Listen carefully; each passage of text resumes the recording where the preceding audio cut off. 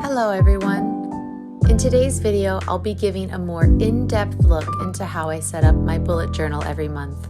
In my last video, I gave a more brief overview of how I set it up, and it may not have given you enough details to be able to set up your own. So in today's video, I'll be going into a little bit more depth and showing you exactly how many spaces, how many lines, and how to set up your book. So the first thing that I always do when I set up a new bullet journal for the year is I make a year at a glance. This time I started in October, so I actually have a little bit more than 1 year here. This is really crucial when using a bullet journal because if you're familiar with this method, typically you're just going 1 month at a time. So after the month that we're currently in, the next pages are blank. So this is really important because if you have a future appointment, if you have maybe a plane ticket that you purchased, those are dates you need to write down and they're going to be further ahead. Okay, so flipping over to March here, you can see this is my month at a glance. So let's do a little bit of counting. I do 5 spaces for each day's width. So 5, 5, 5, 5, 5, 5, 5, and then I do 6 for the width for Friday and Saturday. I have less days on that page and I like to just have a little more space. And then I do 6 spaces going down. So here we go. We're going to do 6 spaces, 6 spaces, 6 spaces, 6 spaces all the way down. And then we're going to do horizontally 5, 5, 5, 5, 5, 5, 5, 6, 6 here. And then I like to utilize a little bit of this blank space on this side here. You could put whatever you like. I personally like to have thoughts, maybe a positive thought that month, goals, maybe a language goal. I'm learning a language that I need to be able to use in order to survive, so I might have a language goal. Here below, I have some personal study notes, and here is just a bit of a very vague, brief, sort of abstract to-do list. Over here in my rolling weekly, we're going to actually have a very detailed list of things that I need to get done. So for example, here, I am going to write down things that I know absolutely need to get done either this week or sometime in the month. So what I'm going to do is I'm going to start to fill in some of the things that I know I need to get done. And if this is something that's not tied to a particular date, for example, I have my weekly planner for work that I send in every Wednesday. So I have a dot on Wednesday indicating that that is the day it needs to get sent.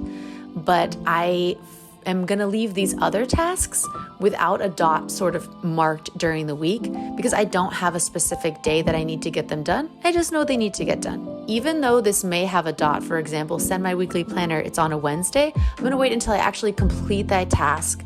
Then I'm going to draw a line connecting the 2 dots and cross off the bullet on the right. Okay, so for example, say this week was done. I checked off the tasks that I already did, but there's still a couple left over. So for example, I would write down, okay, the dates for the next week, get them all set up. So anything that was left over above that was not crossed off, I'm going to roll it down to this next area. This is so useful because nothing falls through the cracks. Okay, so we're gonna flip on over to brain dump. Not the loveliest name for something. I don't know, every time I say this, I'm like, it just doesn't sound that nice. But this is crucial because it's a blank spot that you can write down some random piece of information and it has one central location. So it's not going to get lost in these week at a glance pages if it's just something sort of miscellaneous that needs to get put in there. Maybe it's a good idea, something you want to work on. Maybe it's something for work, some type of idea. It's just going to be a useful place to have. Okay, so now we're going to flip over to our week at a glance. This is really great. There's enough space in each of these columns that you can write down Yes, your tasks that you're going to do that day. I will reference my month at a glance, make sure that there's nothing in there that I'm forgetting about. I'll plan my day each day.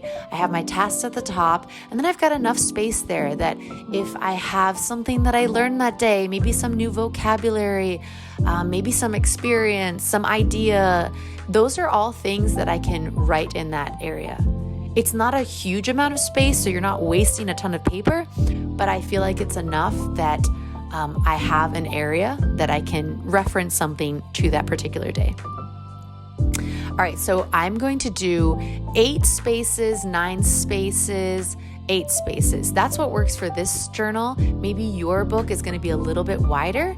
Just basically figure out how to divide your page into 3 parts. So like I said before, I used to use a much more detailed and complicated setup method, lots of boxes and lots of time using that ruler, making lots of little details, but I've really streamlined it, and I just highly recommend using this more simple method. I hope this video was helpful, gave you a few more details useful for setting up your own personal bullet journal. I know every person is different, and what they may be looking for from this journal may be a little bit different.